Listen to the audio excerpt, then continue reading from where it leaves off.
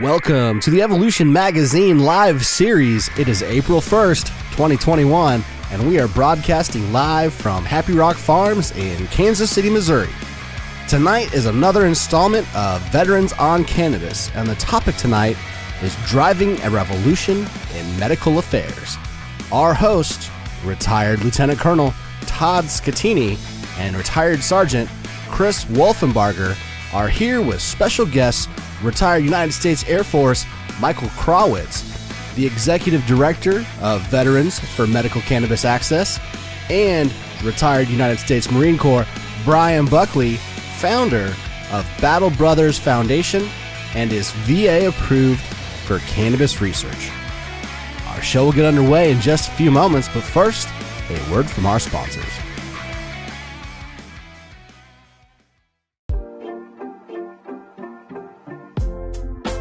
The Missouri Cannabis Industry Association has been our longest-running show sponsor, while providing quality education over many topics in partnership with area cannabis professionals.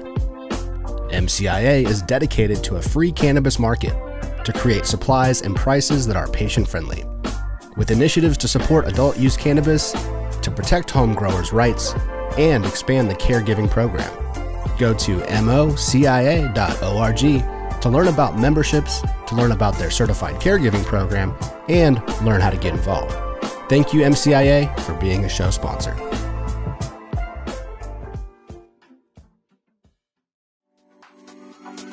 Welcome to Coco Labs. The Coco Labs team is very excited and grateful to be a part of the emerging Missouri medical cannabis industry, providing the industry with high-quality concentrates, vapor products, RSO, and edibles. With a limited number of products rolling out this April, they will continue to build their product line throughout the year. Check them out online at cocolabsco.com to learn more about the products they offer. The Coco Labs team would like to thank everyone for this amazing opportunity to serve you. Kansas City Cannabis Company, redefining the approach to improving the quality of life of its community by investing in an extensive educational program for staff and patients alike. With a curated and thoroughly tested menu of premium products, Kansas City Cannabis Company is setting the bar for product knowledge and variety while offering a patient experience unmatched in the industry. With a wide range of discounts, incentives, and access to affordable medicine guarantees Kansas City Cannabis Company will meet the needs of every patient and leave a lasting impression you won't soon forget. Join in the grand opening celebration along with the Evolution Live series, product vendors, DJs, food trucks, prize bags, and more on 420 in Blue Springs. Kansas City Cannabis Company, the grand opening.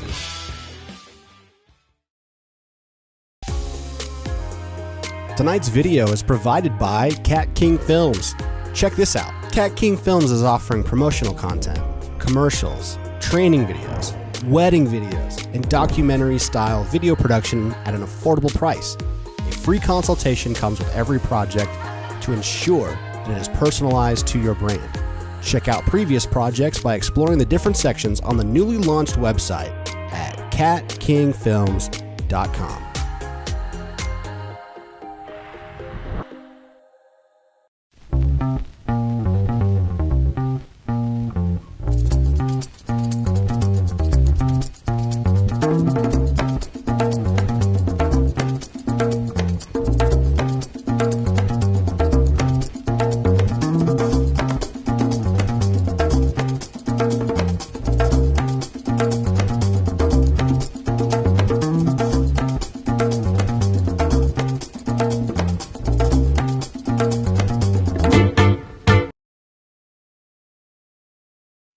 Hello, Evolution friends, family, Missouri patients. Welcome to the Evolution Live series, live here from Happy Rock Farms. Thank you so much for tuning in. We have a great Veterans Day special, and we have a major announcement. The VA has finally approved cannabis for PTSD. Woo! April Fools, just kidding. But here's the thing. We have some guests tonight that are making that happen. They have been working on this for decades now. We have Bryan Buckley coming on the second half, one of the first organizations to be VA approved for research for cannabis for veterans. And then, of course, another guest, Michael, is going to come on he's with Veterans for Medical Cannabis Access. Both these guys have been working their tails off over the past several years trying to make this happen. So a little joke there to start off, but it is an actual thing that we're working towards. And so Todd Scattini and Chris Wolfenbarger are going to bring these guys on via Zoom, talk about what they've been doing, all their hard work to make that actually a potential for the future coming up very soon, hopefully. So we'll get to those guys here shortly. Before I pass it over to them, I want to say thanks to our sponsors, Kansas City Cannabis Company. Word on the street is they are opening up very soon, potentially in a few days or so. But you guys can obviously come to the grand opening on 420. We have a live show from there. They'll have vendors. They'll have prizes, all kinds of stuff. We'll be going live every 30 minutes, interviewing different influencers in the industry or people you may know that works with the Evolution magazine. So make sure you tune in for 420 event. Come and check that out. Also, Coco Labs. They have some exciting news coming up very soon. I can't spill the beans just yet. But we'll be doing a live show from their facility on April 15th, and we'll be announcing some very cool things coming, not just products, but some very, very cool programs for patients that we'll be announcing on that show on the April 15th. Also, MCIA, thank you so much, our longest running sponsor. They're doing great things with their patient caregiver program. They have some great things in the mix coming up as far as adult use programs. So check them out online. Join MCIA, whether you're a business or whether you're a home grower or just a patient. It's worth it. If you just join their program, you'll get so much out of it. So thank you to our sponsors. Thank you to Cat King Films behind the camera here. Thanks to James behind the computer over there. And then, of course, thanks to Happy Rock Farms and Darren for staying all day here, allowing us to do our show here tonight from their hydroponic store. So without further ado, one more thing. By the way, we have a giveaway. We're giving away 2 free gift cards to Kansas City Cannabis Company. They're opening up in a few days, potentially. We'll announce that sooner or later. They'll have a soft opening, I've heard. But so we're going to give away 2 free gift cards to them. Tag a friend. Tag as many friends as you would like. You could enter that competition as many times. We also have some other swag we're going to give away if you're not a patient. So feel free to tag a friend. We got tons of T-shirts and other cool stuff to give away. So tag a friend, bring them into this conversation about how we can bring research and development to Missouri and also access to veterans to medicinal cannabis. So without further ado, let's pass it over to Todd Scattini and Chris Wolfenbarger. Good evening, ladies and gentlemen. Welcome. My name is Todd Scattini, retired Army Lieutenant Colonel. I'm Sergeant Chris Wolfenbarger, retired Army medic. We are veterans on cannabis. And one day we're going to get that right. Perfectly synchronized. So, hey, today, happy 420 month. Today's April 1st. It's a special month for cannabis consumers. 420 is a special day for us. You know, Absolutely. Alcohol gets every other day of the year, and we get 420. So we like to talk about it from the beginning to the end of the month. Absolutely. You know, I mean, 420 for me is very special. The legend of 420 started in California. I don't know if you know that. This is kind of a little lesson in operational security, like we talk about in the military. This is sometime early in the 70s, maybe late 60s, somewhere around the Bay Area. There were some high school kids that used to like to go smoke cannabis before they would go to soccer practice. And they would always meet behind a certain area at 420. So it kind of became their little code between their friends. The major operational security mistake that they made, though, was one of the guy's brothers was a roadie for the Grateful Dead, and he told one of the dead that they used that code, and they kind of picked it up, and that became kind of the code for it around the world. And so now, every year on April 20th, we celebrate 420. Absolutely. And recently I've kind of started taking an opportunity on 420 to call all of my friends whom I know just because of cannabis. You're one of them. Right. You know, Clay is one of them. And just checking in with them and saying, hey, I want to wish you happy 420 and say, you know, thank you to you and this plant. I'm so grateful for this plant because without it, I never would have met you and we wouldn't have had this amazing friendship. I would encourage everyone to do the very same thing this year. Do a buddy check, even if a person isn't a cannabis consumer, but reach out to a buddy in April and check in on them. It's funny that you and I have a very similar routine on 420. I call veterans that I know that have gotten off of significant amounts of VA medication using legal medical cannabis in Missouri and other legal states, and see how they're doing and congratulate them on making the transition. That's odd that you and I would both take 420 as a day to reach out to other people in the industry and in veterans and things like that. So. Well, it's what leaders do, you know, and I try to be a leader in the space, and you are definitely a leader in the space.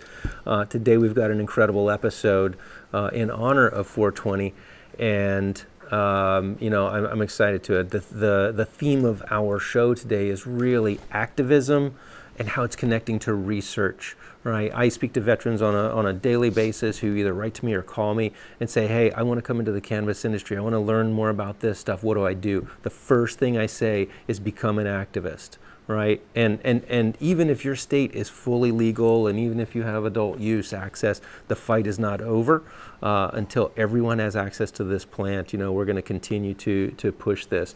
And our two guests today have been doing this for a very long time. Things are moving forward, right? Let's talk about what's going on a little bit on the national level. On the national level, when this first came across my feed, I thought it was an April Fool's joke, quite frankly.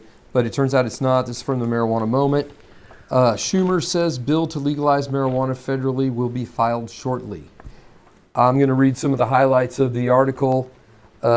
Senate Majority Leader Chuck Schumer, a Democrat from New York, said on Wednesday that a bill to federally legalize marijuana will be introduced imminently in the Senate. He goes on to say, I support decriminalization at a federal level and will be introducing legislation with a few of my colleagues shortly. While the text of the bill hasn't been filed yet and few details have been discussed, it's expected to remove marijuana from the list of federally controlled substances and promote social equity. He goes on to say he urges voters to reach out to their congressional representatives and tell them that this is long overdue. Schumer also included cannabis legislation as a legislative priority. In a recent fundraising email to his supporters, said that the American people recognize that prohibition has failed and that so many lives have been wasted because marijuana has been listed as something as bad as heroin under federal law. Right. So that's huge. It's not going to happen tomorrow. It's not going to happen immediately, but this is huge. One thing this does is that once you take cannabis off of the Controlled Substances Act, then we have the opportunity to potentially fix banking, right, which is one of the major hurdles that are holding up companies from getting bigger. Interstate commerce.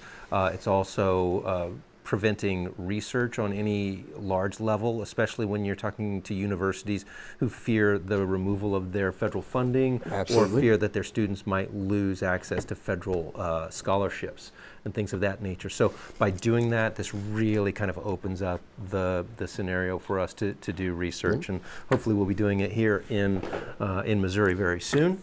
But first, we're going to talk about activism. We're going to talk about how you change laws. And today I have just an incredible guest, a guy that I have been following for a very long time, since even before I left the military. I watched Michael Krawitz, who is the executive director of Veterans for Medical Cannabis Access. He's here with us tonight. He's going to tell us a little bit about his service, going to tell us about how he became interested in the cannabis space and what he's been doing. And I think you'll be amazed because he has had an impact on a global scale to a level that is incredibly impressive. So without further ado, I would love to invite Michael Krawitz. Please join us. How you doing, Michael? Glad to be here, man. Thanks for having me on. Yeah, absolutely. Michael, can you tell us, one, where you're calling in from today and a little bit about your military background? Yeah, so I'm in the hills or the little mountains of southwestern Virginia. I'm a United States Air Force veteran. I was disabled during what they called peacetime back in the 1980s.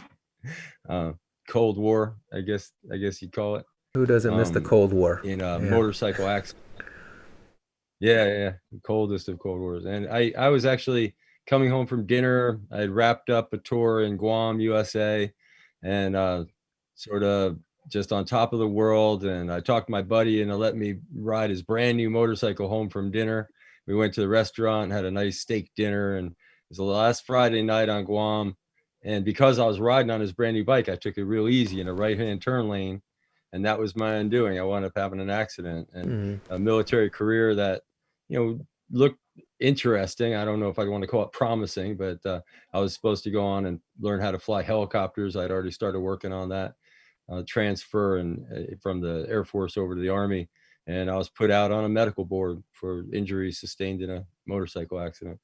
But I tried to make, I guess, you get lemons, you make lemonade, right? So I tried to do the best I can. And the activism that I took on in the 90s has been continuous to today. And frankly, some of the stuff that we've gotten into recently, I wouldn't have thought we would have gotten to work on in our lifetime. I thought this was stuff our kids or maybe even their kids might work on. I fully agree. I think we're light speed. What is it, Overton's window? Yeah, the Overton window is wide open. We talked about that recently. That's when, the public begins to accept the subject more and more and more. And now, the Overton window is just blown wide open with the amount of people who are in support of it. And now it's just kind of, I think, organizing it so that we can get it done in a cogent manner. So I assume that with your injury and medical discharge from the Air Force after this motorcycle accident, you were experiencing significant pain and some health issues. And can you talk to us a little bit kind of about what brought you to the space and how you started your activism? Well, I've always been an aficionado or appreciative of cannabis. I was one of those kids that went to see Cheech and Chong when it came out in the movie theaters, and the 1970s were a really crazy time, and it was great if you liked rock and roll music, especially sort of blues related, the heavy metal, rock and roll like the 70s had. It's still to this day a rather unique time period for both the acceptance of cannabis during a time of prohibition. You got to think about how high acceptance ran, even as prohibition was very hot at that time, especially when you talk about the 1960s, a little bit before all of our time, I guess. But you talking about people spending 5 years in prison for marijuana back then, just for a simple possession charge, at a certain time in the 1960s. This was no game. And now to actually be looking at legalization, it's phenomenal. Yeah. But I did what most vets don't have to do today, thankfully. But a lot of activists, a lot of people that were involved in cannabis one way or another, in maybe medical use or distribution, which very strongly predated Prop 215 and the whole 1996 thing. You have to remember that people were already delivering cannabis to patients for decades before that. It's but much smaller, let's call it pilot programs of our movement. But nonetheless, I came to find out about cannabis in somewhat of what I would call a genesis. That is, I started out looking at cannabis as something that was associated with freedom, with rock and roll, with the culture, with altered state of consciousness, with feeling good, with illegality, with all that, but not necessarily with medicine. Even though our first founding fathers of the medical cannabis movement, you would have to admit, would be in our modern time, people like Robert Randall, and Dr. Mikaria and Dr. Grinspoon and others. They had already been working on this since the mid 1960s in a very public fashion, and were well published by the late 1960s. So in the 1970s, it would have been conceivable for me to know about medical cannabis, but I never learned about any of that. I never saw it on TV. I just missed it all. And it's really, I talk about it, in a real tragic sense, because my dad was a World War II vet. And I remember sitting on the porch with him while he was just sort of gritting his teeth and getting through chemotherapy. And I could have just gone down to literally the street corner and got in marijuana, a marijuana cigarette, and lit it for him and said, "Dad, smoke this, it'll make you feel better." And he would have done it. Mm-hmm. He would have done it. I didn't know that it would help. And he suffered, and I just sat with him and comforted him the best I could. And I just really think about that as being one of the greatest casualties, in a way, of this whole thing, is people that suffered long time, short time, whatever, and suffered totally needlessly because cannabis might have, given them a benefit, given them relief. So anyway, I actually just sort of walked into it. A really funny kind of situation, but I actually was on a trip to the Netherlands. I was getting ready when I had my accident in Guam to go on this big, huge extended trip. I had worked for months to change my port call from Guam over to Tokyo, and then go from Tokyo back to the States instead of from Guam to the States, and have military orders take me to Thailand and Korea and Vietnam, everywhere I wanted to go visit. And I would have military orders, so I couldn't just be easily bumped. I would have a timeline. It was a dream trip that I'll probably never replace. I tried to replace it, actually. And what I came up with was a backpacking trip across Europe. Not quite the same as flying across Asia, but you do what you can with what you got. And I got over there, and I was actually going to spend 3 months predominantly staying at campgrounds. I'm on crutches. I'm thinking to myself, if I'm out there in the middle of somewhere in Europe and I get hurt or something like that, they're going to have to try to interact with doctors in the USA to figure out what's going on with me. Maybe it would be good if I saw a local doctor and just established a file. That way I had a local phone number to give people to get medical services. I don't know why I was so pragmatic as a younger person, but that's actually what I was trying to do. And the people that I was hanging out with were at the Drugs Peace House and the Cannabis College, what was then called Green Prisoners Amsterdam. And I went along to the fellow's doctor. It was just a trip to his local doctor. I had no idea. I was walking right into their beginning of their medical marijuana program.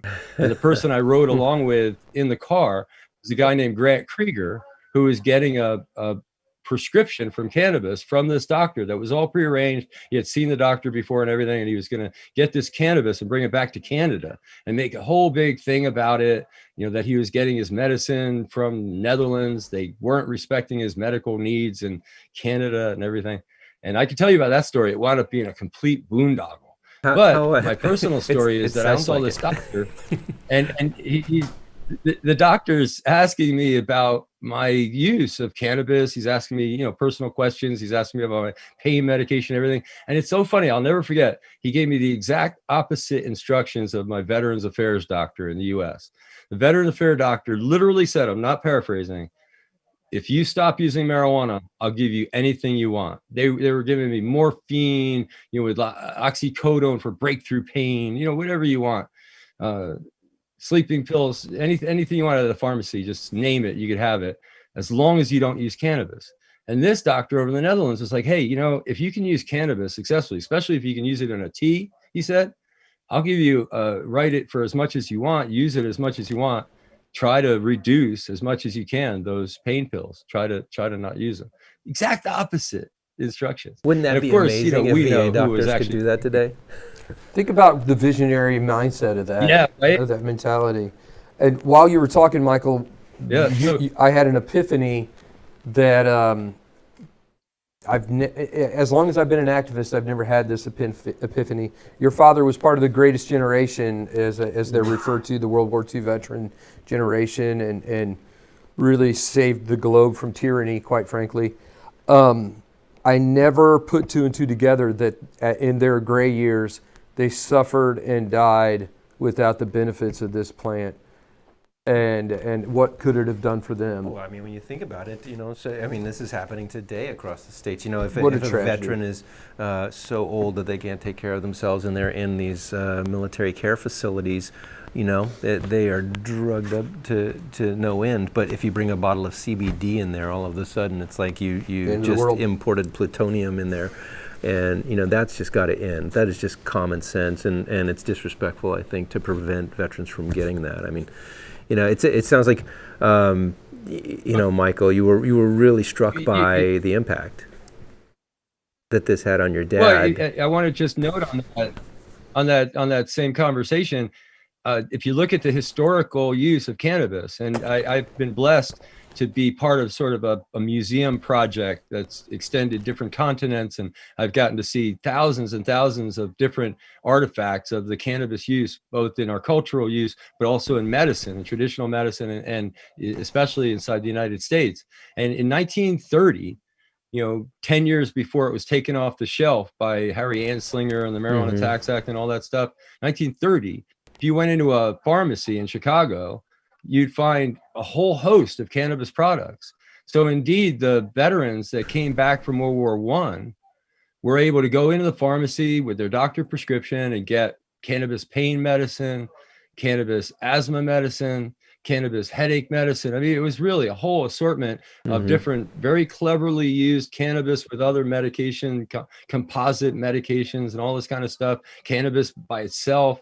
And when the veterans came back from World War II, it was 1938 was the Marijuana Tax Act, 38. And then 1942, I believe, was when cannabis was taken out of the formulary, out of the pharmacopoeia. So any doctors that came through school after 1942, it didn't even exist to them. It was gone by the end of World War II. It wasn't on the pharmacy shelf. And it might have been maybe a couple of old timey doctors that were continuing on old prescriptions that had gone through the hoops to pay the tax stamp or whatever. It might be a couple that you'll find here or there, but predominantly the products were pulled off the shelf. And I think it's a tragedy. And it's very interesting also, I don't want to hold you ever for this thought, but I find it fascinating that the military people brought it back in too. In the U.S., the veterans, the military people coming back from Asia, Korea, Vietnam, they brought cannabis in their backpacks and their duffel bags. And it was that cannabis use, particularly, that Dr. Andy Weil and Dr. Grinspoon and all these, Dr. McRio, were all studying, that they did their initial studies on in the 60s and 70s that kickstarted this whole new modern, USA anyway, medical marijuana movement. Yeah. So I find that fascinating how the veterans were sort of woven into it. Well, Michael, I'd love to have you out here to Kansas City sometime. I don't know if you've ever been here, but it's interesting because here in Kansas City, we are the home of the National World War I Museum and Memorial. And within it, they have a medical display, but the presence of any cannabis tincture, which would have been widely available at that point in time, is conspicuously absent. So I always point this out to any of the museum curators or anyone like that, and just point out that up until 1937, this was the second most prescribed medicine in the American pharmacopoeia and was widely revered by doctors. This is incredibly important, and then Uncle Anslinger decided to call it marijuana and use it to denigrate an entire population and a swath of American citizens and just human beings in general. And we know how that has kind of ended up. And so it's not. Go ahead. Well, I just want to say it's not an alternative history either. The DEA museum, if you go in there, I believe still to this day in Washington, D.C., you go in their museum, they've got a 1.5 foot tall jar of cannabis extract, of powdered extract. And it says on the placard in front of it, cannabis extract by the size of the jar, probably a pharmacy distribution jar. Mm-hmm. So, I mean, right there, the DEA has evidence of this. It's not hard to find evidence of it. Absolutely. I mean, this, even the DEA in the 80s, they called this the most therapeutically active plant that's ever existed, and I fully agree. And now, thanks to so much of the work that you and others like you have been doing, we're really able to start, applying the world's most advanced technologies to this plant and hopefully really foster a revolution in medical affairs. And what we're asking, through our voice and with other veteran voices, is to allow the DoD to shine their research lens on this plant with great purpose, right? And with the mission of compassion and increasing survivability of soldiers in combat, and with the ability to increase, the veterans' lives or improve veterans' lives after service. Can you tell us a bit about the Veterans for Medical Cannabis Access, when it started, and the purpose, and what you've been doing? Yeah, sure. I just want to preface that by, before the thought leaves my mind, what we've just accomplished, and I hope we get to talk about it. If not, well, it's a teaser for the next show. But the World Health Organization recommendations that we just got passed into international law, the ink isn't even dry yet. It's a month or so away before it'll actually start hitting national governments, and we'll see what changes it causes.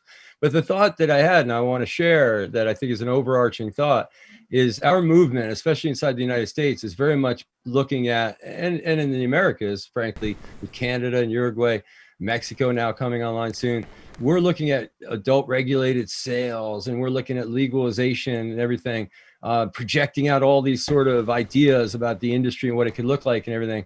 But what we just accomplished is medical. We just literally legitimized or normalized medical use of cannabis at the international level. That's what this change in treaty is. That's what the World Health Organization's new position is. And not only that, but the International Narcotics Control Board, which is a small body within the UN drug control program over there at the UN, they're actually right now working on the guidelines that they're going to be handing out to governments on how to do this, on how to implement access to cannabis as a medicine, how to manufacture it, how to distribute it, how to deliver it to patients, everything. All the kind of guidance is being written right now.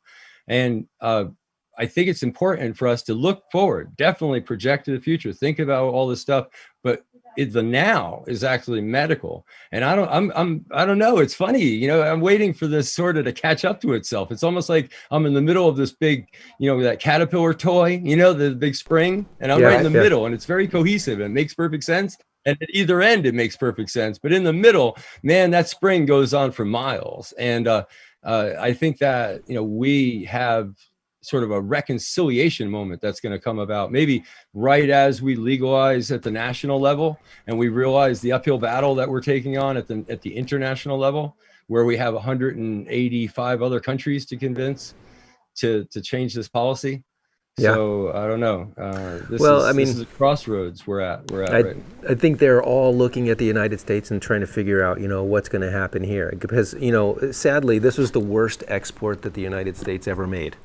Was the prohibition of cannabis in 1961 at the UN level. And Michael, you've gone a long way. You've done so much work to make that change at the UN level. Can you tell us a little bit about that story and how that took place, and some of the players involved?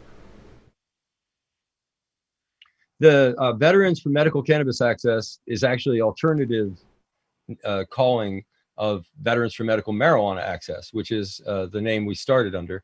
And I never really thought, it was my decision to never really make an official name change, that we would just use cannabis or marijuana as is appropriate for our audience. Recognizing that there's a lot of really negative baggage associated with marijuana, but also recognizing that as a culture, we own that word, and it has different meaning to us and a lot of history with us that isn't recognized, before Pancho Villa and Anslinger, in mostly America, south of the United States. And recognizing all that, we're sensitive to that word, and we own it, and we work with it. So anyway, Veterans for Medical Marijuana Access was started around 2007 by a little grant that the Marijuana Policy Project gave to Martin Chilcutt, who's a Korea-era vet. He's actually still in Kalamazoo, Michigan out there. He was one of these guys that they had sitting on a little turf with goggles on and told to not look as the blast happened. And, they test him to see what happens afterwards. I mean, unbelievably, unimaginably crazy things that our government tested people with, nuclear tests. So anyway, he actually was in Colorado and watched what happened in Props 215 out there in California with the new law in 1996 and said, hey, I could do something like that in Colorado. He was a therapist, trained, had a good degree behind him. And I think he just had a lot of ambition and a lot of ability and a lot of bravado to think that he could exercise that ability. And he actually just called up the people that funded Prop 215 and said, hey, I can do this in Colorado. If you give me the money, I'll write up an amendment to the Constitution. That was one of the only state laws on medical cannabis access is actually an amendment to the Constitution, Amendment 2 in Colorado. And then he moved to Michigan and he thought, oh, I'll do a statewide medical marijuana thing here in Michigan. And he started doing it. And a marijuana policy project came in and said, hey, we'll do a trade with you. Basically, you give us the state level initiative to work on, and we'll give you a grant to start a veterans organization. And the idea was to go out and get veteran service organizations to sign on to resolutions supporting access to cannabis for veterans and all. And he found he hit a brick wall. He tried that so hard for like a year and got nowhere. There was no dialogue to be had at that time with the VA or with any federal entity on marijuana. They would just say, marijuana is illegal. There's nothing to talk about. All the major veteran service organizations would just turn you away, say, marijuana is illegal at the federal level. There's nothing to talk about. Mm-hmm. And then he met up with me. And my work was starting at the ground up inside the VA system itself, literally at the doctor's office, recognizing a truth that I learned from Prop 215, from Dr. Mikaria's work especially. And that truth was that patients use cannabis, and many of them do not completely eliminate their pills, but just about all of them reduce their pills. And recognizing that fact, that many of them do not eliminate their pills, and seeing sort of these freight trains of this new, big drug war, kind of influencing the doctor to even police their patient, to do, what's called pain contracts, have their patients sign away their rights under duress of having their pain medicine taken away from them if they don't sign it. And it just says a bunch of things that you're, supposed to comply with. And they call that a contract. That was spreading like a virus, literally, through the medical profession. And I thought, what a better place to fight that emergence of that kind of terrible contract thing that'll make it impossible to be a medical cannabis patient for all those patients, a significant portion of those using cannabis as a medicine. And I thought in the VA, I would be able to apply certain, constitutional principles to that fight.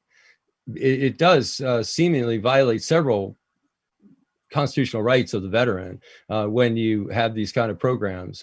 But to my amazement, the constitutional arguments that I made, free speech and right to privacy, right to, be treated equally as others, and freedom from search, and see all these great principles, none of them did me any good inside the VA system. What wound up working was ethics, and using ethics as a tool and a weapon. I wound up going all the way to the top of the VA, and with Marty's help, with what he was doing in Michigan, mostly, actually, ironically, a minor work that he was doing, since he wasn't doing the initiative anymore, he was working on press a lot. And he basically interjected the veterans' perspective into the press about the medical marijuana initiative.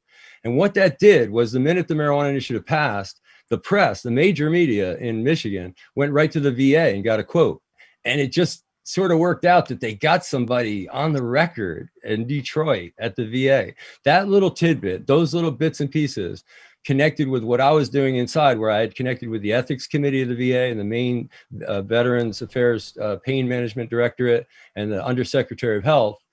All that coalesced at the Undersecretary of Law, the General Counsel of the VA, who actually wound up propagating the work that I was doing back to the Undersecretary of Health, and it became the medical marijuana policy of the VA. That conversation literally became the VA marijuana policy, and that was put out in 2010. And since 2010, veterans have been able to broach this conversation. I mean, it's been literally a different universe for us. Again, we've always been there. Veterans, if you look at pictures of marijuana activists, kind of campaigns or rallies or something like that from the 1960s, you'll see veterans in the mix. Oh yeah. From the very beginning of the movement. There's always veterans there. But Always. until we had this VA policy, we really never came together as a veterans group, as veterans organizations and stuff, and started talking about marijuana. That was the new thing. And it really did kind of create the space for a stakeholder group to evolve.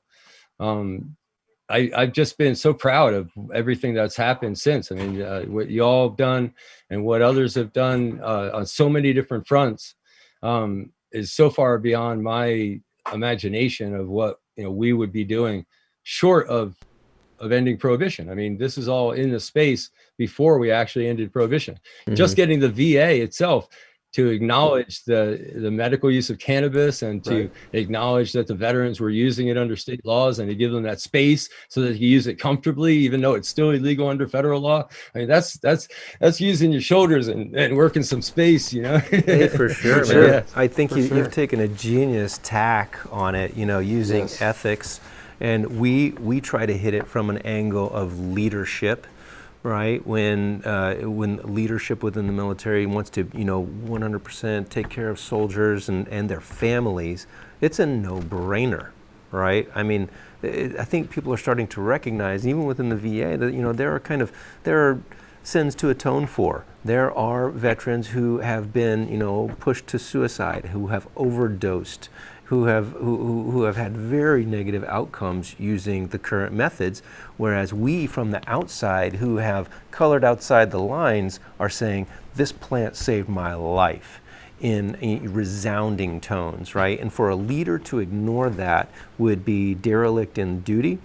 And for the DoD to not, really shine their research lens on this plant and the possibilities that it presents would be derelict in their duty. And, I'm going to continue to call them out. We're going to continue to call them out on that subject. Can I jump in here real quick? Please, yeah. I'm going to put a smile on your face, Michael. As someone who was stonewalled by VSOs, veteran service organizations, in an attempt to move cannabis forward, decades ago.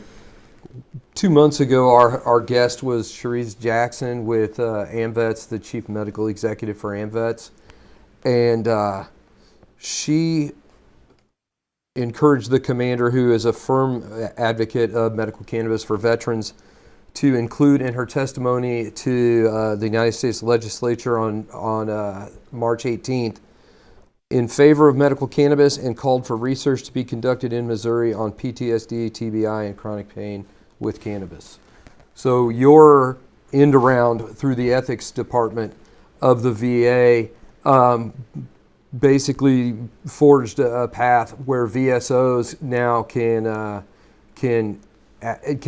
move forward with their positions on cannabis in a manner that allows us all to come together as one veteran community and fight for the best possible medicine and the best quality lives for the people that have served so hard for our country.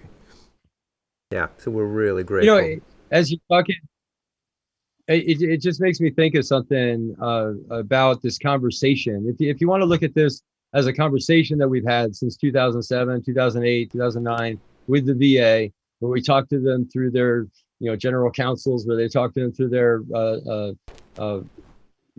regional councils, where we talk to them through their undersecretary of health, where we talk to them through Congress later, through their secretary, Veterans Affairs secretary, etc. This is ongoing. You have to look at it like they're an octopus, and we have to talk to each arm. This is the way I kind of look at it. Right? But this conversation, I think it's really important to understand that there's sort of this threshold moment below zero and above zero, kind of thing, where we haven't crossed yet. And we're getting there. And the reason why I say this, the reason why I think it's so important is because we have so much information that we're looking at, but it's literally on the other side of the looking glass from them. They can't access it directly.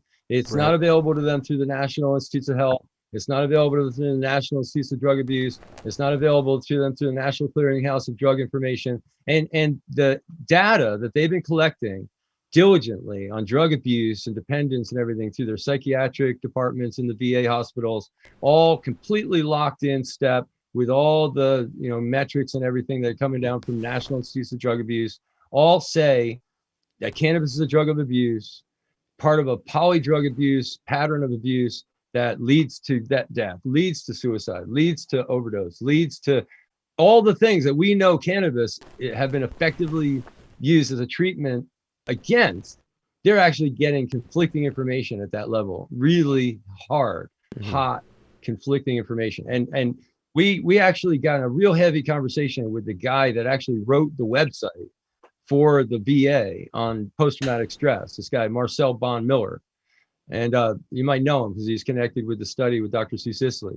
Okay. Marcel told us inside information that the VA would not put current up-to-date information on that website because they felt it was too politically hot. And the up-to-date information, I was trying to get them to just be on par with the National Cancer Institute. Because if you look at the National Cancer Institute, which is also parts of National Institutes of Health, they've got reasonably good cannabis information. There's nothing reasonably good about the cannabis information on the Veterans Affairs website.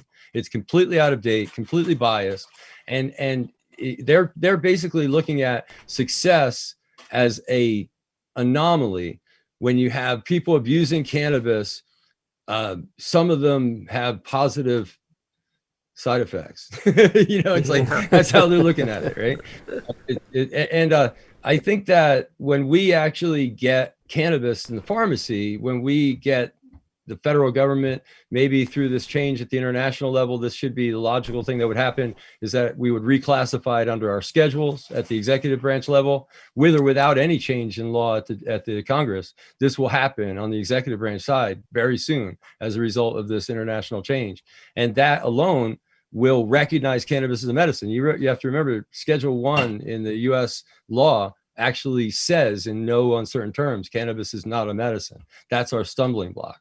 Right. So I think that we have the chicken and the egg moment we need to get past.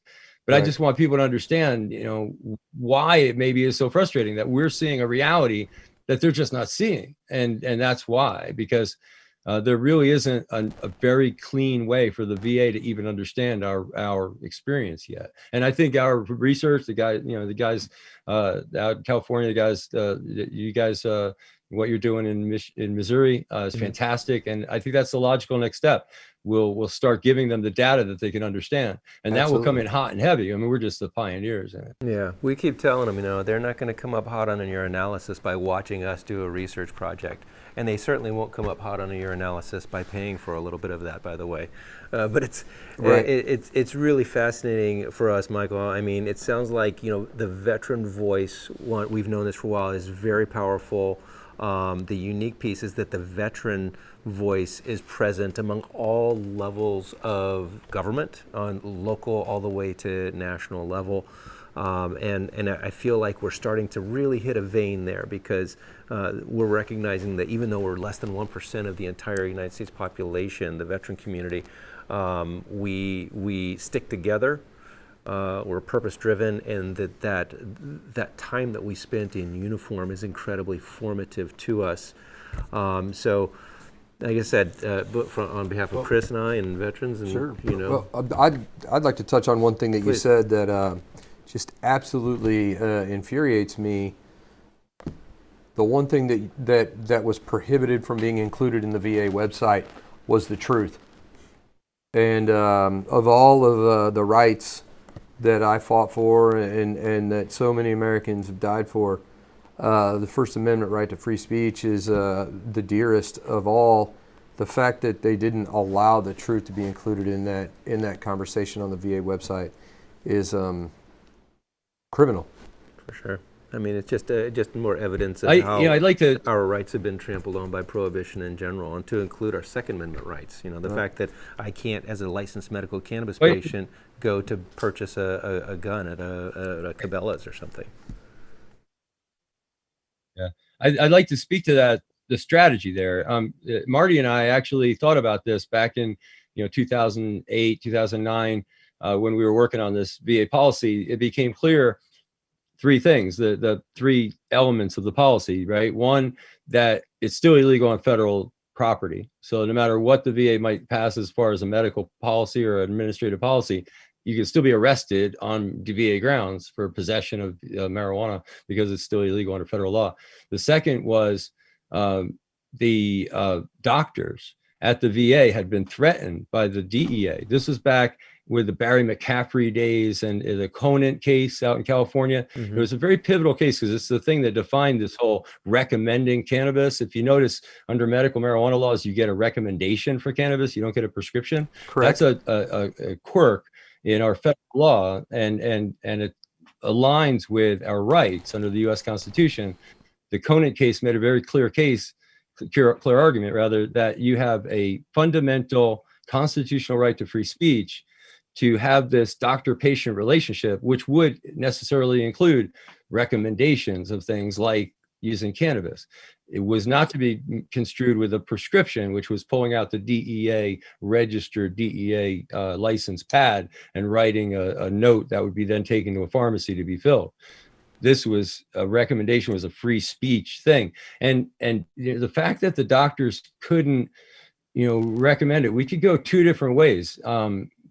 We decided to go the way of the doctor. We looked at it and said, we can't really intercede for doctors. If a doctor were to come out and work with us, we can certainly help them. But we can explain to people the situation based on the Conant case. We felt it was that critical that we could use this policy as a way to explain the fundamental concepts, which it revolves around this key element.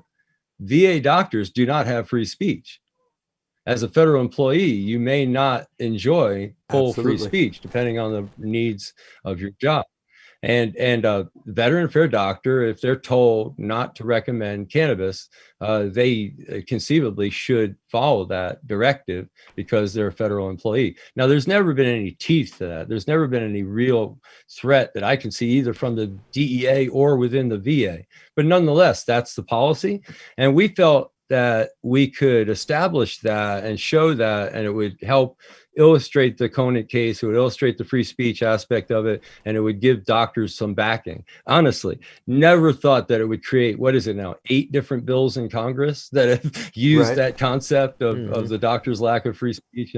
But anyway, we felt honestly about 2 years ago, maybe even 3, that we should start changing the narrative back to the alternative strategy, which is that, as you were pointing out, veteran affairs patients, the veterans, the citizens that walk through that door have full free speech. And what that means is when you sit in front of that doctor who's being prohibited from talking to you about certain things, in this case, the recommendation, which we would argue is actually part of free speech, that means that your free speech is being violated. And as a veteran with complete rights and no no challenge by your veteran status, that's a whole different ballgame. And it's something that we really should, as a veterans community, start looking at, that we have the right to go into the Veterans Affairs Hospital and get state-of-the-art care, the best possible advice based on the evidence and information available to medical doctors in the field, and access to the medicines and drugs that are available to our counterparts in our communities. That's not too much to ask for. And right now, our community extends worldwide. And we have Canadian brothers and sisters that are getting cannabis through their national military registry and their national military benefits. And we deserve to have access to that program. Don't even need to reinvent the wheel. Just give some of us access to that program and call it a research program right now. Absolutely. Is kind of where we're at. Yeah, and you set the stage for that. We have 28 NATO allies, and about 19 of them have medical cannabis programs. With Canada, G7 nation that has adult use, and as you said, is paying for veterans cannabis through the VHA. We should be doing the very same thing, but we should also be looking for this as an opportunity to do international and multinational research, with leaders in the space like Israel, our traditional partners, and those throughout Asia who are also dipping their toe in this. Michael, you have set the stage for this. I cannot tell you how grateful we are for that. It was through Americans for Safe Access, I think, that you and I initially started working together too. And so thanks for your support there. I would encourage anyone watching too to go check out Americans for Safe Access, because they're doing a unique approach in encouraging the leaders of different U.S. government institutions like the DEA and the DOD, and we're recommending Secretary McDonough allow doctors to recommend medical cannabis and discuss it with their patients. Recommending that the DOJ reinstate the Cole memo at the very least. At the very least. So thank you so much, Michael. Any final words, and also can you tell our guests, where they can get in touch with you? Earlier you were talking about kind of what is legalization in a way. You sort of broached that in the very beginning, and I just recently realized and said that when I can grow cannabis in my backyard, and then I can share the buds and flowers of that with my friends wherever they are around the world, and have that completely legal, that's when it's actually legal. Yeah. So we've got a ways to go, and I think that the United States has a special responsibility around the world. That, again, to agree with what you were saying before. We were the sort of the promoters of a lot of this policy. It's sort of the leftovers of colonialism in many ways.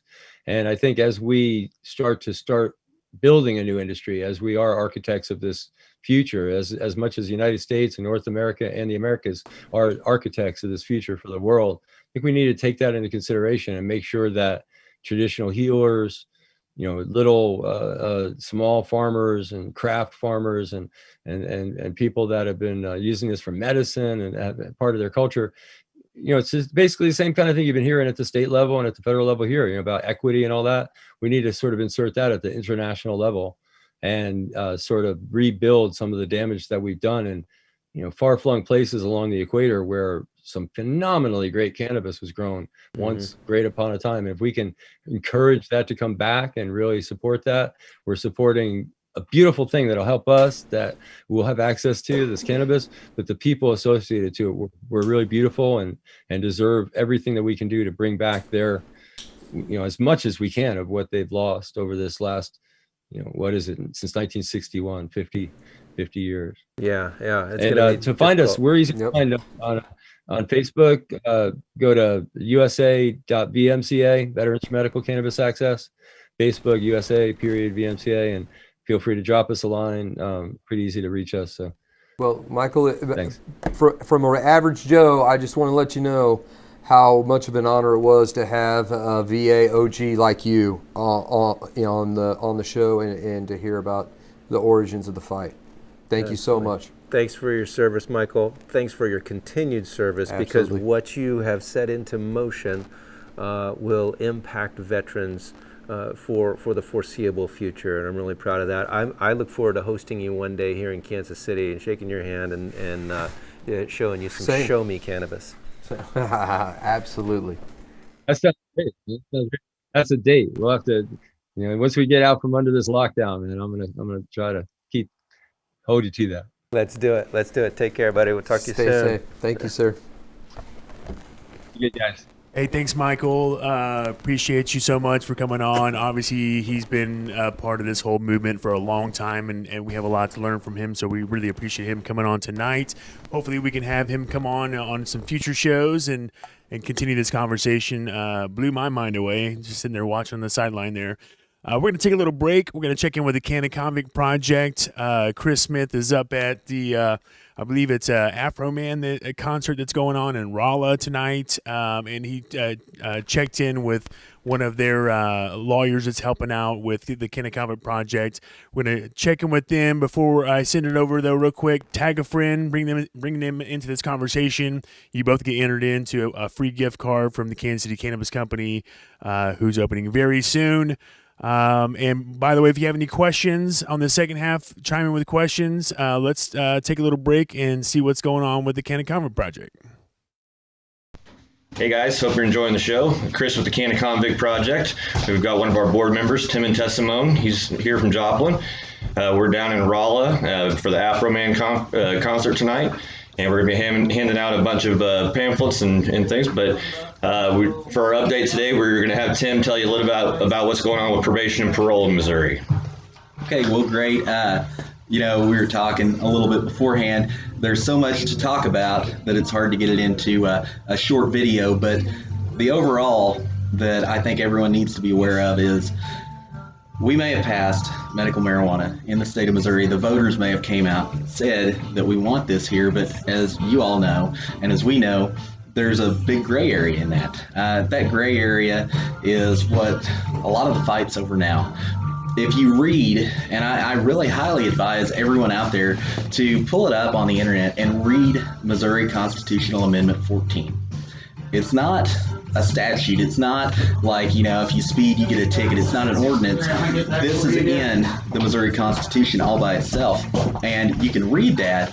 And as you go through it, you're going to see where in one point it says that if you have a medical card from a doctor, you cannot be punished civilly, criminally, by any state officer. And then later on it talks about, you can't operate a boat, an airplane, fire a weapon, things we know about.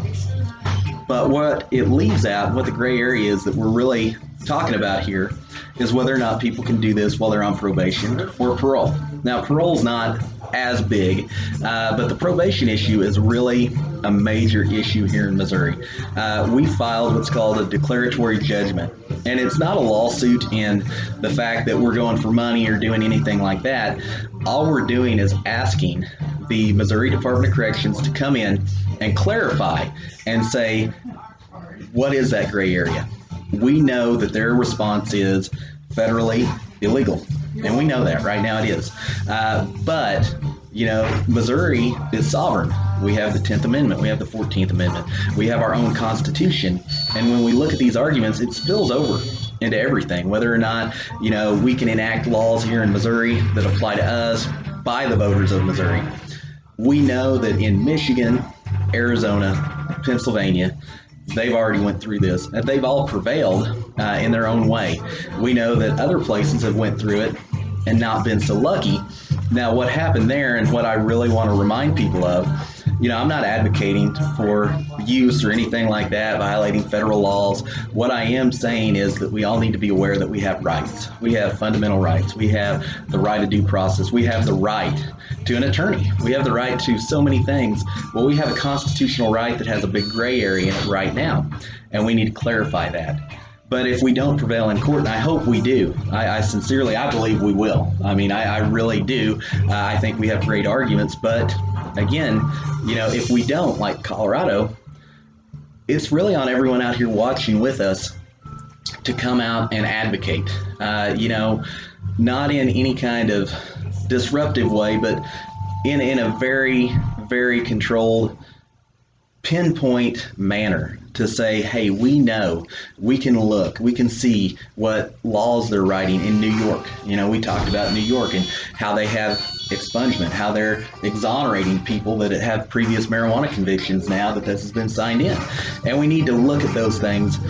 We got a lot of bills coming up, and it's really important for people to pay attention to those bills and what you're going to vote on, what you're actually doing, whether or not people are just in it to throw something out there and make a name, because really what we need is clarity. We need to do like Colorado. We need to do like other places have done and came in and said an overwhelming majority of the people in the state of Missouri voted for this. So an overwhelming majority of the people of Missouri need to come together reasonably and clarify on what we expect from that. Right, and we need to come to an agreement with a lot of different people.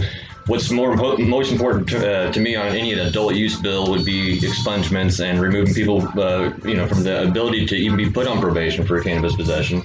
We need to get everybody out of jail, not just a certain select few people out of jail. Absolutely. So I think the language is important. As Cannabis Project, as a nonprofit, we can't necessarily put our name behind a certain one. Yep. But we definitely want to press for as much expungement and as much freedom as possible on any adult use. We've seen it seen it happen in a few states. Let's just, hopefully something smart comes through Missouri. Absolutely. And really, again, just following that Constitution. I think it's so important to know your constitutional rights and to look at that and know that that's where we're arguing is from the Constitution. It's not, really you could be anti. It doesn't matter what your position is as long as you believe in the Constitution. It's law. Really, it's law. You should be in this fight. I mean, this is coming out of Southwest Missouri. It's coming out of a county in Southwest Missouri. The lawsuit that we have done, the declaratory judgment that we have coming up, is from down around Branson, Missouri, of all places, in the Ozark Mountains. If it can happen there, then I hope people recognize in St. Louis County, Jackson County, Cole County, wherever they may be, that again we need to pay attention. Absolutely. Well, thanks for joining our update. Don't forget court support this week for Zachariah Salazar. Check out our Facebook page. We've got all the info there. We'd like to have as much support show up, but enjoy the rest of the show.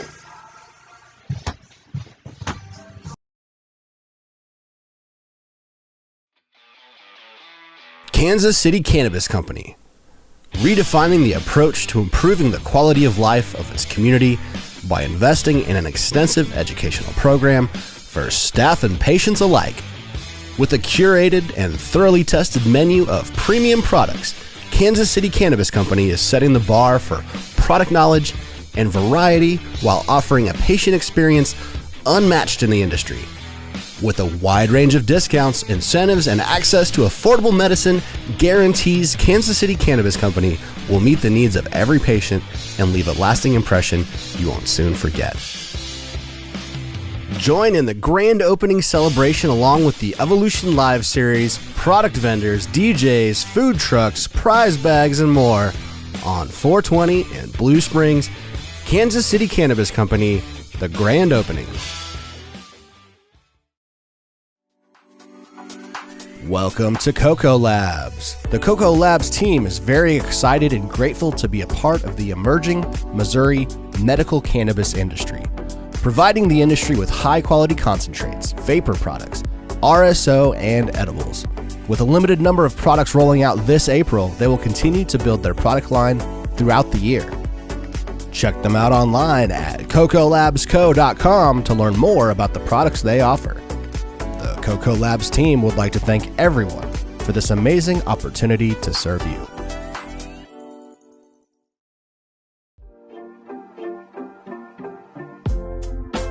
The Missouri Cannabis Industry Association has been our longest-running show sponsor, while providing quality education over many topics in partnership with area cannabis professionals.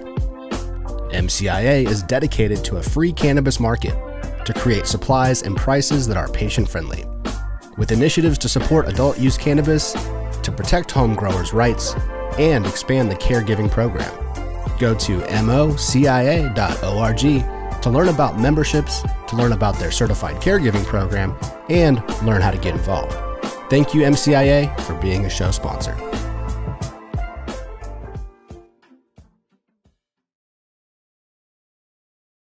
Hey, welcome back. Thanks for sticking around through the commercial. We have Bryan Buckley. That's we're having a little bit of technical difficulties. We're going to bring him in. He's trying to figure out things on his side, but we're going to pitch it back over. Before I pitch it to Todd and Chris, tag a friend, bring them into the conversation for the gift cards for Kansas City Cannabis Company. Ask some questions. Bryan has been one, or if not the first VA-approved research and development company. So we're going to hopefully have him come in. I think he has a little bit of trouble hearing us potentially, but we'll get it figured out. But in the meantime, I'm going to pitch it back over to Todd Scattini and Chris Wolfenbarger. Take it away, guys. Hey guys, how you doing? Welcome back. Phenomenal first segment. It was wonderful to host Michael Krawitz, a very experienced activist in the veteran cannabis space and the cannabis space in general, who has had some significant impact on a global level.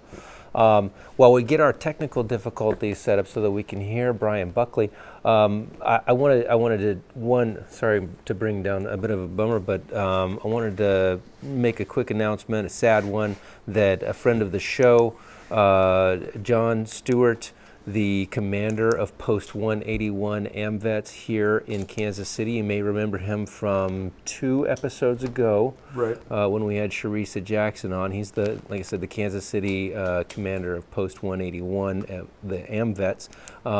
You recall that he had COVID when he was talking to us. Right. I mean, that's how tough this guy was. He was working through it well. He succumbed to COVID just last week or the week before, and we wanted to express our condolences to his family as well as to AMVETS Post 181, and let them know that we lost a great leader on that day and someone who really brought a unique perspective. You knew him personally. I'd met him before, and he worked in law enforcement for years, and his voice will be greatly missed, as well as just the person in general. He was a very fine man, a leader, and someone that didn't ever hesitate to do the right thing, regardless of how hard it might have been. And that's true leadership.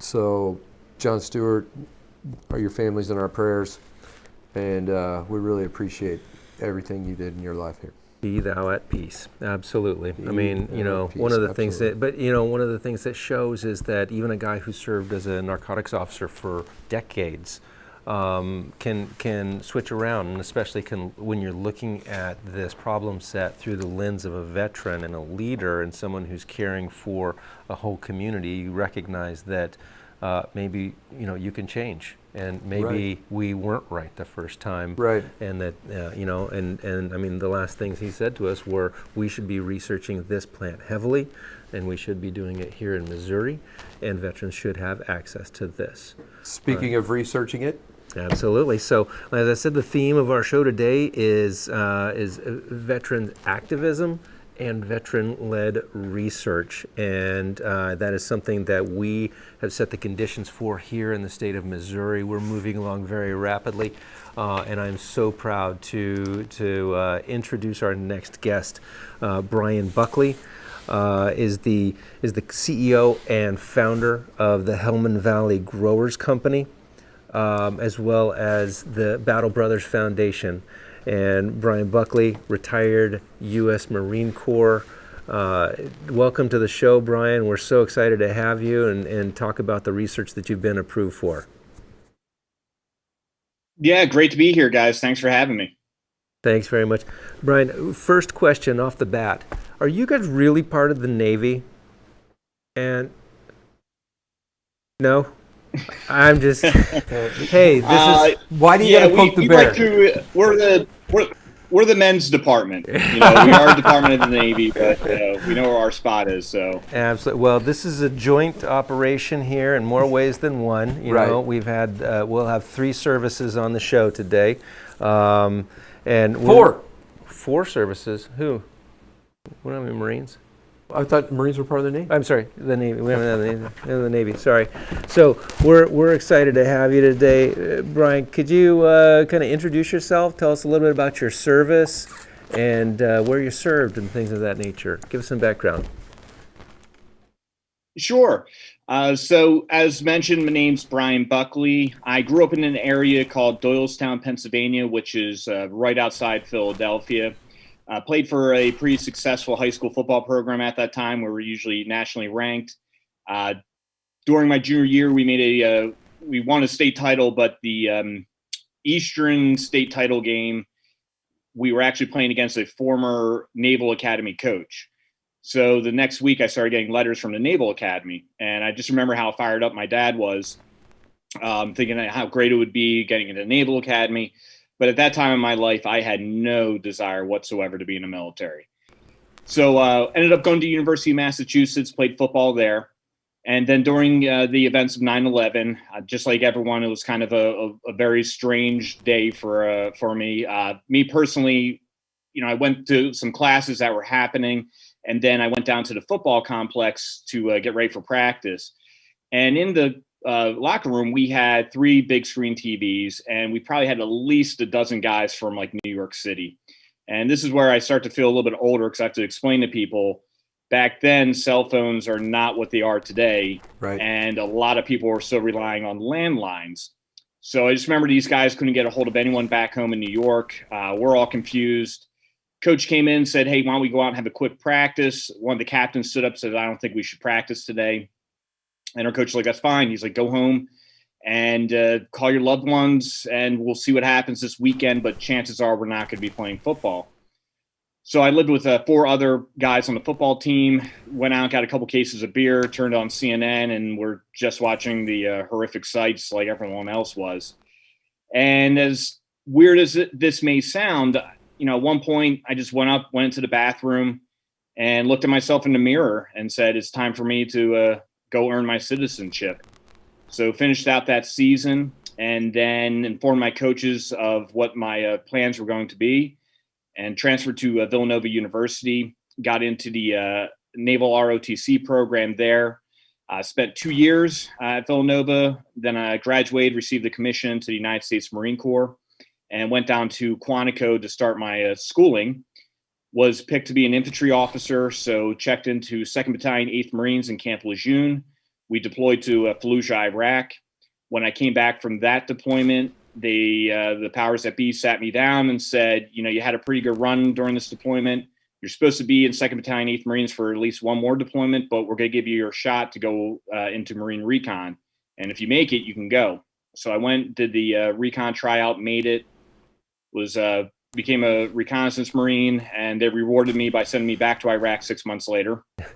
And then once I returned from that deployment, they were talking to me about Force Recon was standing back up, but also Marine Special Operations took flight, known as Marine Raiders right now. So still, I was like a senior first lieutenant at this point, and we talked it through and just said, you know, this would be a good opportunity to go try out for the Raiders, and went in there. I think there was about a couple hundred of us went in, and I think 30 of us made it out through selection.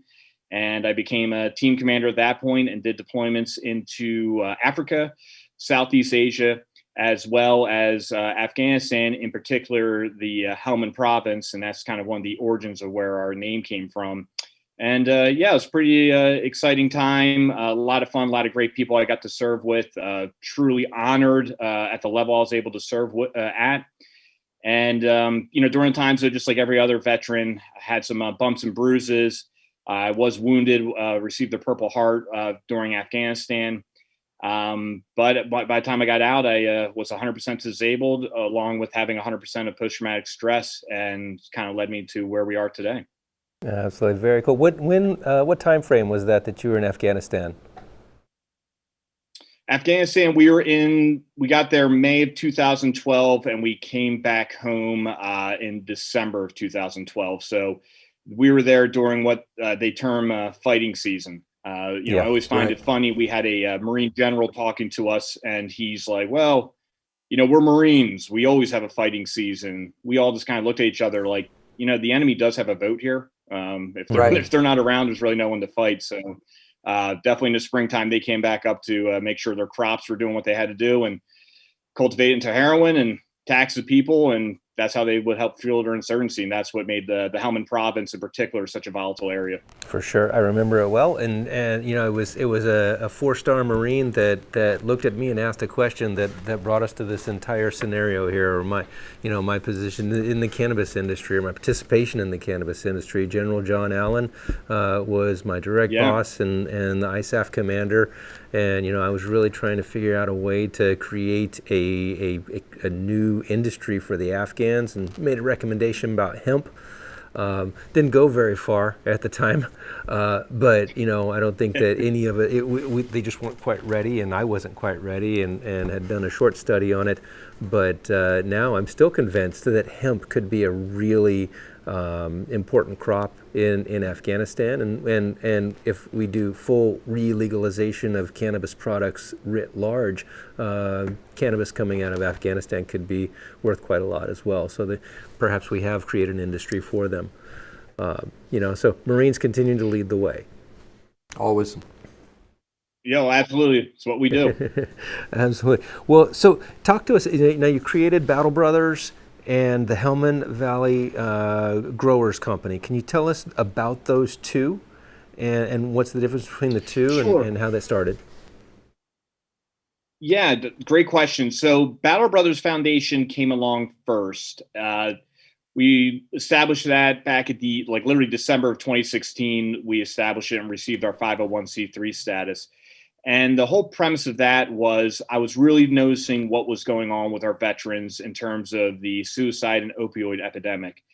And I think there's a lot of great nonprofits that do tremendous work for people who are in active service and their families. But it really kind of felt like when you left the military, you were kind of on your own a little bit. I know that it has enhanced over the past decade, which is great. But we really want to do something for people transitioning and make sure veterans were taken care of and they were ready to go do some great things in civilian life. And, we've said transitioning was a lot more difficult than I think people give credit to, especially when you go through it. For example, I'm talking with some guys right now who are about to transition to summer. They're kind of stressing out. It's, staring them right in the face. So what we do with Battle Brothers is a threefold approach of a personal, medical, and economic. So personal side, imagine like a big brother, big sister type network. We'll have people transitioning, partner up with a veteran who has successfully transitioned, and just someone they can talk to 24/7 if they're just going through some issues or just want to kind of talk or vent or whatever it may be. On the medical side, we help out with VA disability claims. We also, if a veteran is suffering from opiates, suicide, or alcoholism, or all the above, we do have treatment centers that we can get the veteran into free of charge. And then the economic side is we just want to find a job for that veteran, something that they want to do. We want them to have that sense of purpose like they did while they served our nation, and hopefully avoid them from making a mistake they can't come back from. Now, during this, one of the other co-founders of Helmet Valley Growers Company, a dear friend of mine and another Marine Raider, his name is Andy Myers. I would just be very honest with everyone. It was a very rough deployment we had in 2012. This is not anything to brag about. It was just what we were told by a couple colonels and generals. They said this summer or this fighting season has probably been the bloodiest season we've seen Special Operations Forces have since the Vietnam War. So there was some, drinking going on when we got back, and just people really trying to figure out what the heck went on. As you guys know, it's kind of those moments of quiet or the lull times when things you maybe compartmentalize start to resurface and show itself. Right. So Andy was just looking really great this one week. And I just asked him, hey, what's going on? You're looking good, you're looking fresh and everything like that. And he said, all right, you're ready for this one. He's like, I gave up a fifth of Jack for a joint. And I'm kind of like, whoa, what are we talking about? And he's like, I just started using cannabis. He's like, I'm getting a good night of sleep. I'm not blacking out, no drinking and driving. I wake up in the morning, feel refreshed, and I'm actually getting into cultivation, and it's really helping me transition from a warrior to a gardener. And I just thought that was fantastic what he said. So naturally, I had to go try some myself, and what he said was true. I mean, it was the first night I got a full night of sleep. I felt relaxed. I felt good in the morning, and that trend continued, and it really felt like I was getting a part of my soul back. So we sat around, talked about it, and we said, there's some really great advocates out there pushing things with cannabis and veterans, but maybe we can do something a little bit more to kind of force the hand. Our hypothesis was you probably had a lot of people who in Congress who were non-believers, but came over to the side of saying, okay, there is some medical benefits with cannabis. And then you just got people who had their heels dug in. And it's like the old saying, numbers don't lie. So we thought maybe we could actually do some cannabis research that would really help move the dial, and they can't ignore it. So we decided to kind of bring that into and looking at alternative medicines that could work for veterans suffering with post-traumatic stress. And during that, I had a great time. I went to a cannabis symposium up at UCLA, and it was probably the best coffee break of my life. I met a guy named Alon Blot from Niomedic, and they are a research firm out of Israel who just came to America. Obviously, he was a veteran serving in Israeli armed forces. And I kind of talked to him about what we wanted to do and this holistic approach of Battle Brothers, and he fell in love with it. And he's like, we're going to need to get some research, and we can help with that. And let's just kind of see what we have to do. So kind of kept going through and marinating that. And that's when I first heard the three words that have been just stuck to my head, I think, ever since: Institutional Review Board. Mm-hmm. So some of the people who don't know what that is, Kind of the short version is it means you've been approved by the federal government to conduct human trials with whatever it is you're trying to do. And it's been pretty difficult with cannabis, as many of you could imagine. So we were looking at this and we said, okay, this is going to be pretty expensive. We don't want to work with the NIDA program. We really don't want to take any federal money and have anything tied into that. So how can we work this? And that's when, we saw a Paul Newman salad dressing bottle and said 100% of profits to charity. So we sat down with our legal team and our CPAs and said, how does this work? And they're like, no, you guys can legit do this, and this is how it goes. And yeah, you can take those the profits and put them right back into your research. So that's when we said, all right, let's get out there and start building an adult use brand, and we'll call it Helmand Valley Growers Company. And where that name came from, as I mentioned before, serving in the Helmand province, if you did so as a Marine Raider, you became part of the Helmand Valley Gun Club, and you get an HVGC tattoo on you. So we just took the 4 letters and threw it up on the wall and said, literally took this long. It was like, hey, Helmand Valley Growers Company. And we're like, that sounds really cool. So let's talk to the guys, make sure they're all good with it. We briefed them up on it. Not only the guys love it, but they said, when we get out, can we get a job with you? So we're like, all right, we got something going. And, fast forward a little bit, February 2nd of 2020, we made our first sale and been going strong ever since. And this research was up around about $50,000 to build a study design. And that was all paid for by the profits that came from Helmand Valley Growers Company. So it's been really great for the cannabis community kind of circling around us and helping support us. They kind of know the way is, the veterans, we have a good argument with Congress. I always say, you guys sent us to war. Now it's your turn to fix us. Amen. And if we are able to push this and get into make it federally legal and get into the VA, it's just not going to benefit our veterans. It's going to benefit all the patients here in America. And we're just really excited about the opportunity. Yeah, you broke it, you bought it. So we're certainly looking to the DoD for leadership on this particular subject, and it sounds like you're being allowed to lead the way, and we're certainly grateful for the beachhead that you have established, in true Marine fashion. Well done. We're trying to do the exact same thing here in Missouri. And we're getting a long ways. We're getting at least a leg up, and having some really interesting conversations with the VA Research and Development Division, with the VA locally here in Kansas City, and we're looking at ways to fund the study as well. So it's pretty exciting. That's awesome. Yeah. Love to hear that. If we can continue to link arms and move forward. It would be really an honor, to be able to do something like that, and to connect Missouri with my home state of California would be a great pleasure as well.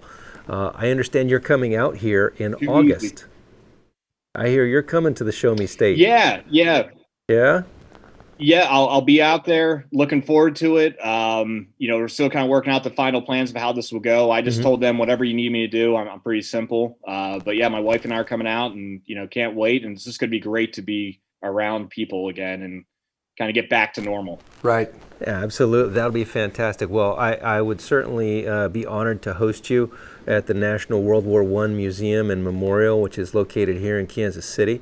Where you'll fly into. Fantastic. And if you can put any slop time left or right of your dates of execution, I'd love to show you around a little bit, and perhaps even meet with folks here at the VA or leadership nearby at Fort Leavenworth, Kansas. There's a lot of conversations to be had, because what you're doing, they told us couldn't be done, and you're doing it, and we want to follow suit. Todd, that would be an honor. It would just be an honor to be there, hang out with you. And like I said, everything you guys are doing, I'm a huge fan of it. And like everything, I'm just a phone call away, whatever I can do to help. Fantastic. Well, and you missed the call earlier. We had Michael Krawitz on from Veterans for Medical Cannabis Access. I saw Krawitz on there. Yeah. He's been a little at this intimidating for a long time. Following that guy up. No kidding. Right? No kidding. Right. So I've been stalking him since before I got out of uniform, and seeing all of the great things that he was doing, and just like we do in the military, we look up to leaders and we look to follow suit on those. Who do you look up to as a leader within the DoD or elsewhere? Who do you consider a role model, and are you trying to kind of emulate leaders that you've followed, or are you really trying to blaze your own path?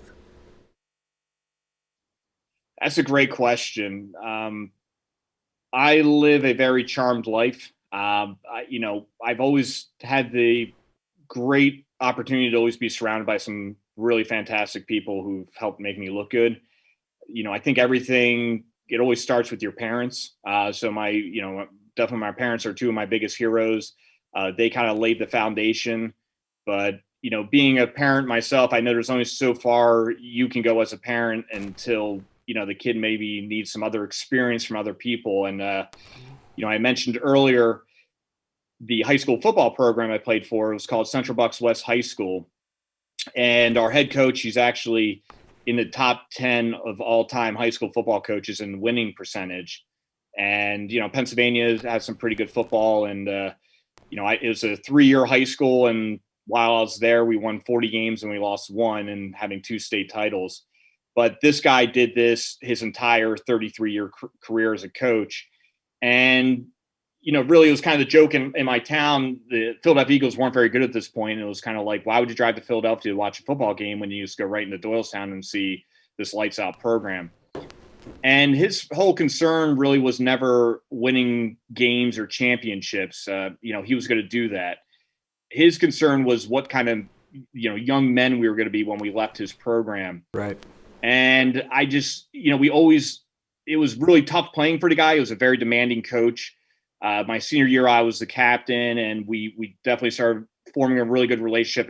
And I kind of understood what he was doing. He just wasn't trying to teach us a game of football. He was teaching us a game of life. And I was more or less like that bridge captain who kind of dealt with the coaching staff and then dealt with the players in the locker room. And I think he really enhanced my leadership. And then after I left my high school, our friendship really blossomed. And he was just a guy I'd probably talk to twice a week on the phone, get emails from all the time. But, I'll even say this, how much I looked up to him as a leader and how much as a mentor. The day I was shot in Afghanistan, we were operating in an area called Krawitz, which was definitely a very big hotbed at that time. It was more or less the Taliban's capital in Helmand. And it was a pretty bad fight we had for about 72 hours. And during that, I got hit by what they call a underbarrel grenade launcher, or UGL round, which is pretty much for people at home. It's a little tube underneath their AK-47, and they pop off grenades at you. And that thing whizzed by me and crack, off it went. And I had shrapnel all throughout my body and into my head. And, people ask me, they're like, what was the pain like? I'm like, there really wasn't any pain. What stuck out to me was the amount of adrenaline that hit my body all suddenly. And the firefight was so bad. One guy put it out best. He said, if you moved your finger from a covered position, you think it would have got ripped off by lead. I mean, they were shooting all small rounds, RPGs, mortars, everything on top of us. And we had one of my corpsmen, he lost part of his tricep, and then we had one of our dog handlers, and actually the shrapnel went up into his stomach, which he just fell right to the earth and started getting into a green color. So we drug him into cover, and I just remember I took 7 deep breaths, because like my coach would always say, he's like, no matter how crazy things might be getting, just take 7 deep breaths and slow it down. And here I am in the middle of a firefight, wounded. And I think back to my high school football coach, and I took my 7 deep breaths. I had to, use a phrase over the radio to let people know that, we were pretty close to getting overran. Had a lot of aircraft and everything come in, but it was amazing just talking to the guys on the team. I mean, it literally felt like we were in a popcorn machine with all the rounds bouncing up around our feet. Right. But there was no yelling, no nothing. It was just everyone was very cool and calm and doing what they had to do. And yeah, the Taliban started the fight, but we sure ended it, and we all walked away from it. And, I thought back on my coach then, about how he was always very big on us about the brilliance and the basics. I mean, we might only run one play a day during practice for 3 hours, but we had to get that play 100% correct. And it was just doing the little things right, blocking and tackling. And implemented that into our workup training, where people think, oh, special ops, these guys just run and do all this high speed, crazy things. First things we would do is we would drop our radios and drop our guns and just walk and start doing our hand and arm signals. And then we would start adding things on. I mean, even when we would get into weapon and tactics, it was a lot like a John Wooden. John Wooden would always say, first day of practice, here's how you put on your basketball shoe, pull your sock tight, do this, do that. We would sit there and we would just say, okay, this is how you take apart an M4. Well, everyone knows how to take apart a rifle. I mean, that's part of boot camp. But we wanted to make sure guys were so brilliant in the basics that no matter what was thrown at us, we would overcome it. And we kept building up that way. And to that point, that battle that we got in with the Taliban, we won that before the fight even started. We won that fight back in Camp Pendleton, California. And a lot of that had to do with the way my coach trained me on how to perform and how to prepare. And that's why I say that guy, he is, not just my greatest mentor, but many, many of his players. We always go back to him. Unfortunately, we lost coach in 2017. He was on the golf course. I think what I heard, he hit a birdie on one hole. Then the next hole, he suffered a heart attack on the tee. And, his son probably put it best. He goes, it's probably the way my dad would want to go, but not for like another 15 years. I mean, he was just that big of a competitor and just loved that stuff. But, I think about him every day, and I just try to, live up to the examples that he provided for us and hopefully make him proud. Yeah, well, I'm sure you are. I'm sure you have made him proud. You certainly have with your service, and I'm certain with what you're doing now, he would be very proud of this. I've been really overwhelmed by love and support from my classmates from school or guys that I served with. People will call me or text me and just say, hey, thank you for what you're doing. This is going to be a big change for us. Can you tell me any stories? Has anyone reached out to you specifically and said, hey, what you're doing has changed my life or has the potential to do so? We've had some very impactful conversations with veterans. Definitely even some of the veterans who are using our product out here. I mean, we picked our initial, the cultivars that we use was feedback from veterans of what was working, what was helping them during the day, and what was helping them at nighttime. And, a lot of veterans are coming back and telling us, like, this stuff has helped change my life. I'm finally getting some sleep. I think the excitement about what we're doing is really motivating people. Right. I would go kind of back on the Ballard Brothers side. I mean, we helped out a Vietnam veteran who Blue Water Navy, definitely was exposed to Agent Orange, has Parkinson's, has had brain surgeries, back is fused, all that stuff. And, Congress wouldn't recognize him because he was Blue Water Navy. So we were able to, not go into the, I'm sorry, Blue Water Navy is speaking about Agent Orange. They won't recognize that until this year, but we were able to get him up to 100% on his post-traumatic stress. And, he got a lot of money back in the bank account, and people came into his house and started refurbishing it and got him the appropriate wheelchairs. And that was just a great win. But I think some of the funny things that have been happening, Todd, have been of late when we got the IRB approval. Clearly we've been singing that to the mountaintops, but I've heard from some former commanding officers and some generals, and really wishing us the best of luck. And even my first battalion commander, a guy named Ken DeTrue, who was my battalion commander at 2nd Battalion, 8th Marines, and he's from the Philadelphia area as well, and we had a really good relationship. And I told him back in 2016 what I wanted to do, and he kind of was a little bit apprehensive, like, oh, okay, good luck, we'll see what happens. But he wrote me some great letters recently where he's just saying, hey, you guys are doing God's work, and I think you guys are really onto something here, and I'm in full support. Even to the point when he was speaking at Villanova University, they're in with some congressional leaders, and he stood up and said, I'm going to say something I never thought I'd say in a million years. We need more research on cannabis for our veterans. And he looked at a couple of people and says, you got to get a hold of my guy, Bryan Buckley, out in California. And we've just been kind of working ever since. So I just think some of the hearts and minds that have been changed since 2016 to now has been crazy. I mean, I'm a relatively newbie in the cannabis game. But, right. When you talk to guys like a Michael Krawitz, where they even say, like, yeah, the kind of jump, what's going on. And, I thought it was really great this year during the elections where you had it on the ballot in some states. Well, in 2016, that was a big deal. Now you hear news broadcasters like, yeah, cannabis is on the ballot. Okay. Yeah. It's not like a big shock. It's almost becoming normal, which is Right. what we want to get to. Yeah, absolutely. And then with New York and Virginia just going yesterday, it's really unstoppable. And and that's what we keep trying to point out to the federal government too. Is like now it's our time to really shape this, really guide this paradigm shift in a meaningful way that can address a lot of the social ills that were created with the prohibition of cannabis. Right? Really take a strategic approach at this. So. Look, Bryan, thank you so much for the time that you have dedicated to us tonight and for sharing all of this story. I'd love to chime in briefly on this.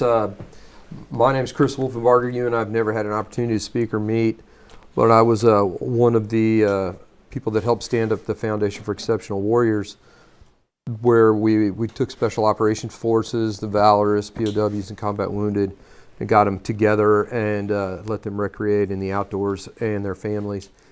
And elite warriors just didn't have an outlet where they could get together. And that was where we stood up. And one of the things that you've done that I wish we would have done in the beginning was you created a profit stream, because the best philanthropy is sustainable philanthropy. And the fact that you created a revenue stream that you could in turn dump into your foundation and really make a difference for all of those veterans, kudos to you, sir. That is absolutely a brilliant maneuver. Because like Henry Ford said, like Henry Ford said, if you have to ask who's the boss, you're not, and you don't have to answer to anybody if you're providing the money. So way to go.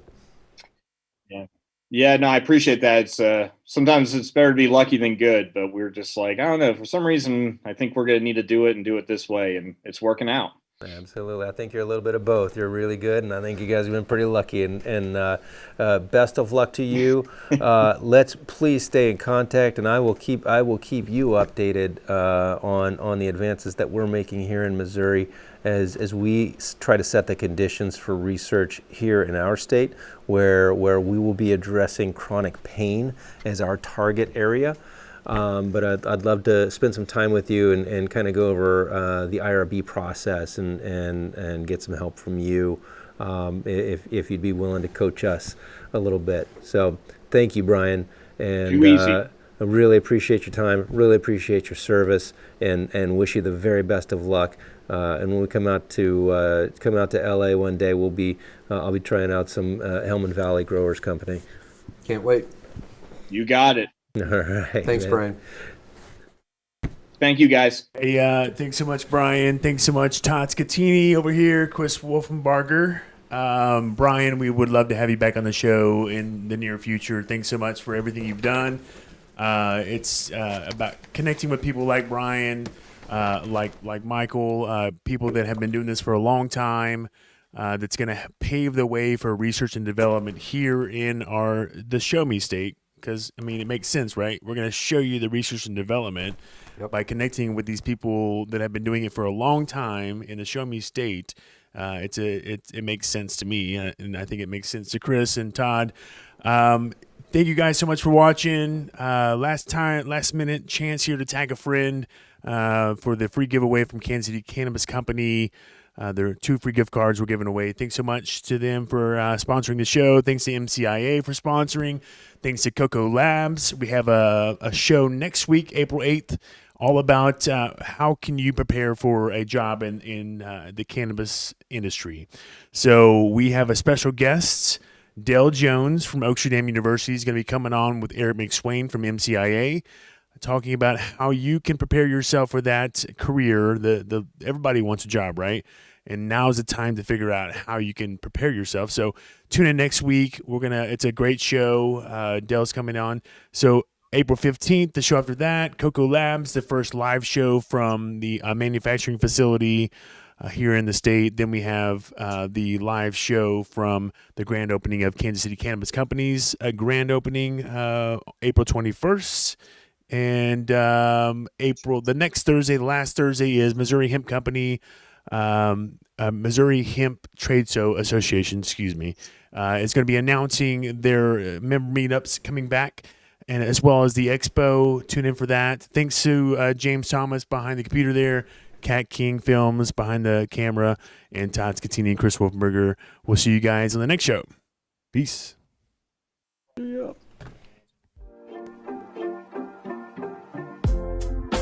The Missouri Cannabis Industry Association has been our longest-running show sponsor, while providing quality education over many topics in partnership with area cannabis professionals. MCIA is dedicated to a free cannabis market to create supplies and prices that are patient-friendly, with initiatives to support adult-use cannabis, to protect home growers' rights, and expand the caregiving program. Go to mocia.org to learn about memberships, to learn about their certified caregiving program, and learn how to get involved. Thank you, MCIA, for being a show sponsor.